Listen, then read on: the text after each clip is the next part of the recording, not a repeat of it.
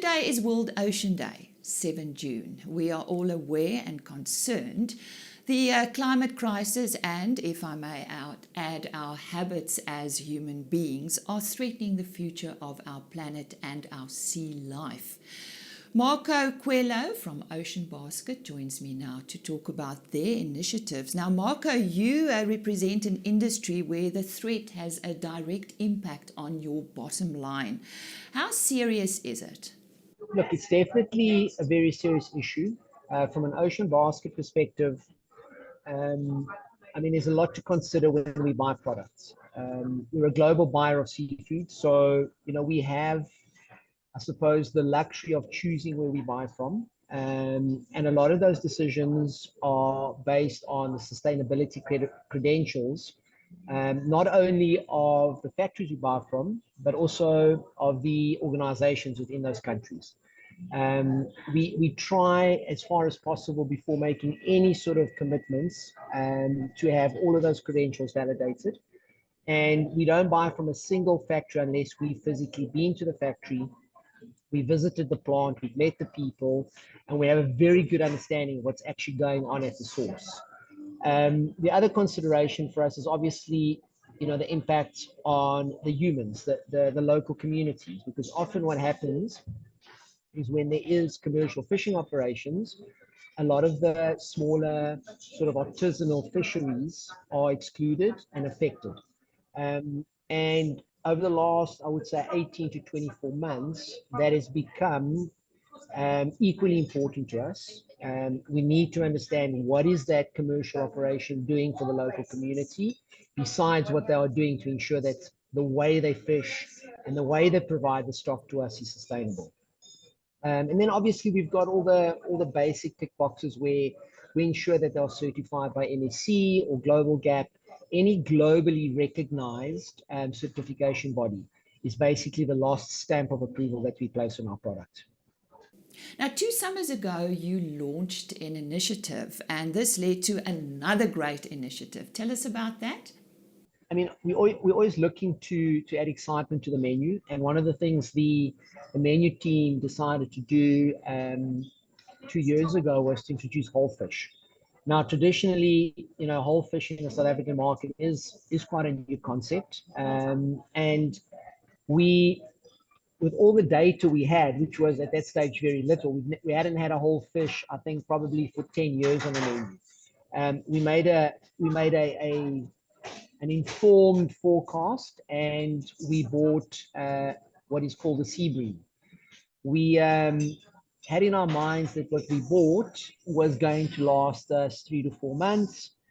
It was so successful that within 3 weeks we were sold out. So rather by default in design, we were forced then to look locally, and we ended up finding the guys at Abelobi. Now, Abelobi, it's an incredible story. I could spend 3 hours talking about them, but the principle of Abelobi is that they have created a software solution which allows small-scale fisheries in South Africa to log and track all the catches onto this platform. And then with that data, Abelobi provides them with basically 2 things. One, it provides them with a channel to market. So smaller restaurants can access the platform, see what's been caught on the day, see who the fisherman is, see how it was caught. So it's absolute transparency between the time the fish is caught and the time it is delivered to the restaurant. And then the second benefit is that it started to create a space where these local fishers were able to build up a credit profile.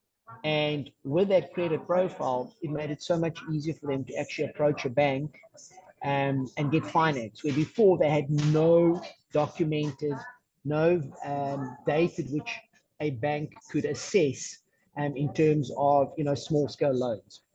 So we partnered with them, and again, I think for us, yes, we had a need for sea bream. That was top of mind at that stage.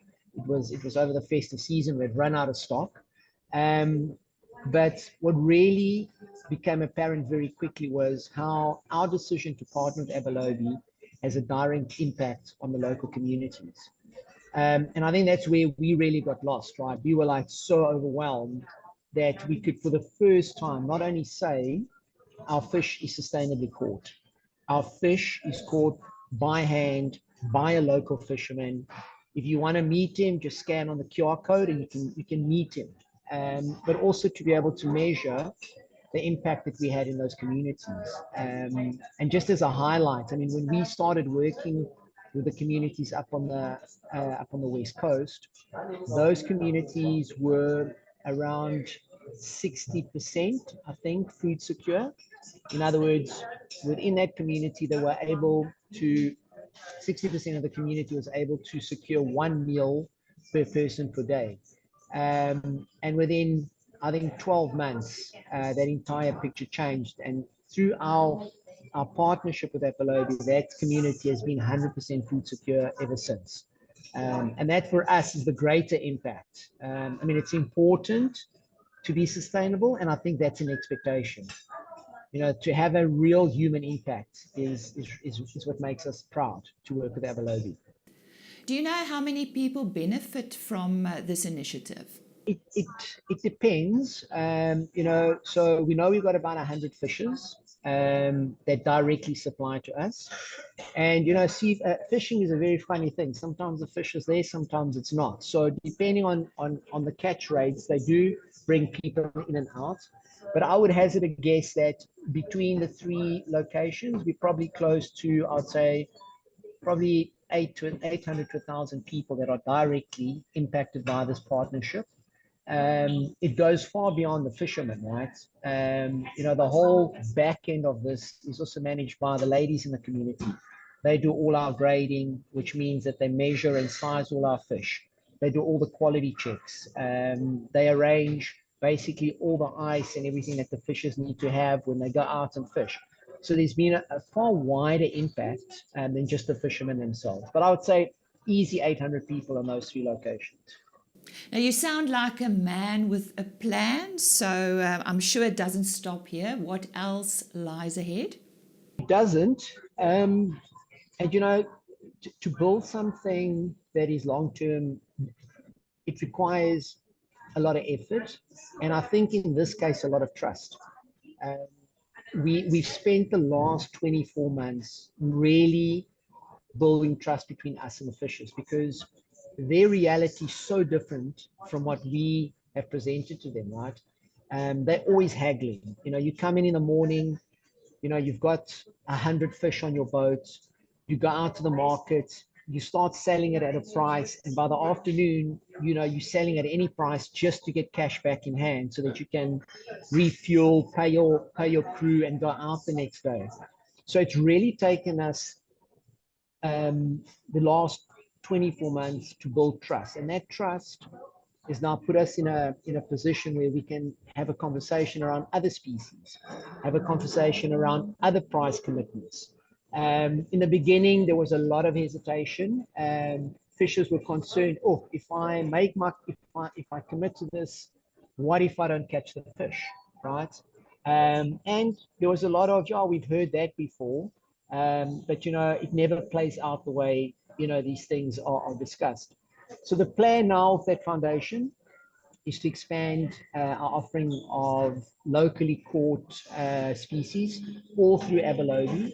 To name, but I mean, we can do carpenter, we can do silver, we can do the yellowtail. So all of that stuff really gives us momentum to increase our impact in the communities. And I suppose from a consumer perspective, you know, have a wider variety of locally caught South African fish, which is really good for us. I mean, we are a South African brand, so we need to do as much as we can to keep supporting the local guys. Well, that's all about saving our planet and our sea life and our fishermen in South Africa. Thanks goes to Marco Coelho from Ocean Basket.